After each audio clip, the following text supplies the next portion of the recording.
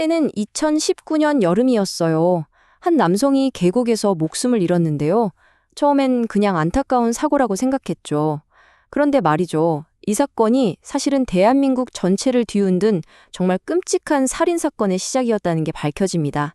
오늘 우리가 파헤쳐볼 이야기는 바로 이 가평 계곡 사건의 모든 것입니다. 자, 그럼 바로 본론으로 들어가 볼까요? 이 사건을 관통하는 가장 핵심적인 질문, 바로 이거예요. 과연 이건 그냥 운이 나빴던 익사사고였을까요? 아니면 모든 게 처음부터 계획된 완벽한 살인이었을까요? 사건이 시작된 그날로 한번 가보죠. 2019년 6월 30일, 경기도 가평에 있는 용소계곡이라는 곳이었어요. 여기서 39살 윤상엽 씨가 숨진 채 발견됩니다. 자, 여기까지는 누구도 부인할 수 없는 그냥 팩트 그 자체입니다. 네, 첫 번째 섹션입니다. 계곡에서의 익사, 부재는 비극적 사고. 처음엔 그렇게 보였다인데요. 맞아요. 처음에는 정말 모두가 그냥 안타까운 사고라고만 생각했거든요. 왜 그렇게 볼 수밖에 없었는지 그 이유부터 한번 짚어보겠습니다. 경찰의 초기 결론은 되게 명확했어요. 피해자는 대기업에 다니는 연봉도 높은 연구원이었고요. 사망 원인은 물에 빠져서, 즉 익사였죠. 근데 여기서 진짜 결정적이었던 게 뭐냐면 시신에 어떤 외력이나 다투 흔적이 전혀 없었다는 거예요. 그리고 현장에 있던 아내 이은혜랑 친구들까지 모두가 입을 맞춘 듯이 그냥 물놀이 하다가 벌어진 사고예요. 이렇게 똑같이 말했단 말이죠. 이러니 경찰 입장에서도 범죄 혐의점을 찾기 어려웠고 사건이 그대로 종결될 뻔한 겁니다. 자, 그런데요. 이 사건을 단순 사고에서 180도 뒤집어 살인 사건으로 보게 만든 결정적인 빨간불이 켜집니다. 그게 뭐였을까요? 바로 돈이었습니다. 윤상엽 씨의 목숨값으로 책정된 생명보험금, 그 액수가 무려 8억 원이었습니다. 8억.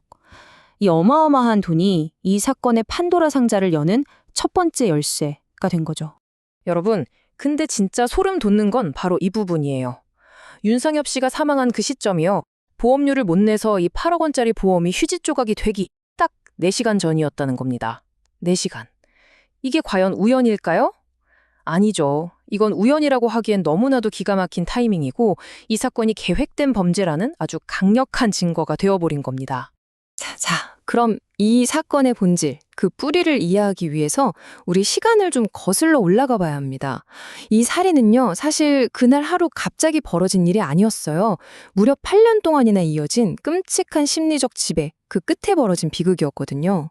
이들이 사용했던 가장 핵심적인 무기가 바로 가스라이팅입니다. 아마 들어보셨을 텐데요. 이게 뭐냐면 상대방의 기억이나 생각, 판단력 같은 걸 계속해서 의심하게 만드는 거예요. 그래서 결국엔 내 생각이 틀렸나? 하면서 스스로를 믿지 못하게 만들고 가해자한테 완전히 의존하게 만들어버리는 정말 잔인한 심리적 조종 기술이죠. 이은혜는 정말 무서울 정도로 치밀하게 윤상엽 씨를 옥죄어 왔습니다. 첫 단계는 고립이었어요. 가족, 친구들, 주변의 모든 인간관계를 끊어버린 거죠. 그 다음엔 경제적 질식. 월급이 통장에 들어오자마자 그냥 싹 다 가져가 버리니까 말 그대로 빈털터리가 된 겁니다. 여기서 끝이 아니에요. 혹시라도 말을 안 들으면 네 가족 가만 안 둬. 이런 식으로 협박까지 하면서 피해자가 저항할 생각, 도망칠 생각 자체를 못하게 만드는 학습된 무기력 상태로 완벽하게 몰아넣은 거죠. 이걸 보시면 진짜 기가 막힙니다. 윤상엽 씨의 겉모습과 실제 현실이 얼마나 달랐는지 보여주거든요. 사회적으로는 누구나 부러워하는 대기업의 엘리트 연구원, 억대 연봉자였어요. 하지만 그 현실은 어땠을까요? 동료한테 몇천 원 빌려서 끼니를 때워야 할 정도로 처참했습니다. 법적으로는 분명히 아내가 있는 유부남인데 정작 그 아내는 다른 남자랑 살면서 자기 돈만 갈취하고 있었던 거죠. 이게 말이 되나요? 그리고 이들의 범행은 여기서 멈추지 않고 점점 더 노골적이고 대담해집니다. 사실 가평 계곡 사건이 첫 번째 살인 시도가 아니었다는 게 정말 충격적이에요. 그해 2월에는 보고독을 이용해서 죽이려고 했고요. 실패하니까 5월에는 수영도 못하는 사람을 낚시터에서 물에 빠뜨려 죽이려고 했습니다. 정말 끈질기고 집요하게 목숨을 노린 거죠. 이건 정말 할 말을 잃게 만드는 증거입니다. 검찰이 복원해낸 텔레그램 메시지인데요. 그들의 살인 의도를 빼도 박도 못하게 증명하는 이른바 스모킹 건이죠. 뭐라고 했냐면 왜 안 죽지? 밀복이라 그런가? 아, 진짜. 사람이 죽지 않은 걸 가지고 이렇게 짜증을 냅니다. 피해자의 생명에 대한 최소한의 존중조차 찾아볼 수가 없는 대목이죠.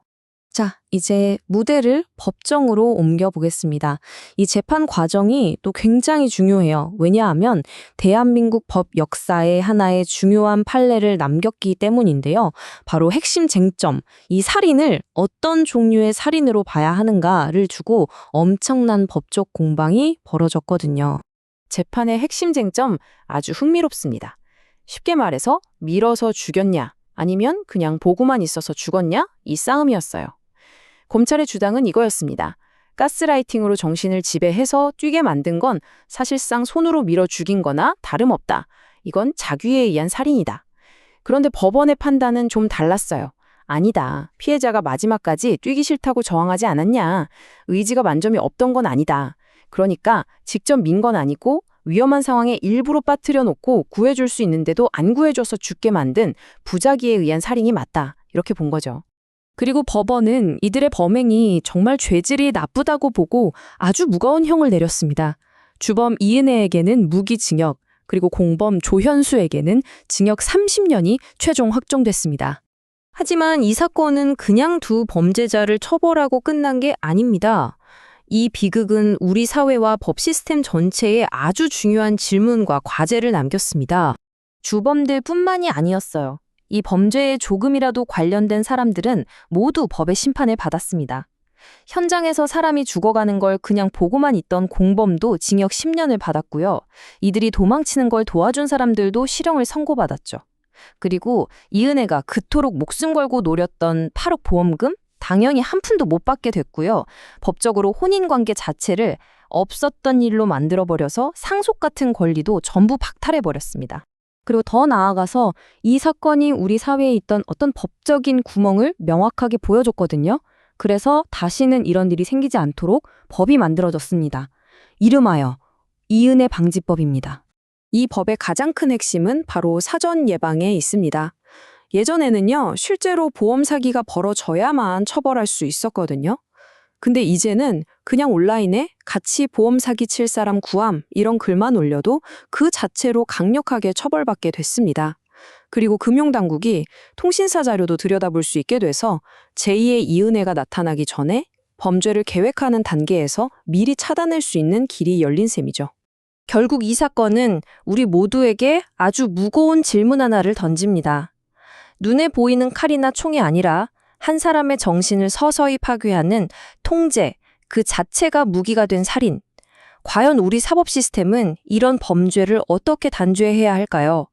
아마 이 가평계곡 사건이 그 질문에 대한 우리 사회의 고통스럽고도 중요한 첫 번째 대답이 아니었나 싶습니다.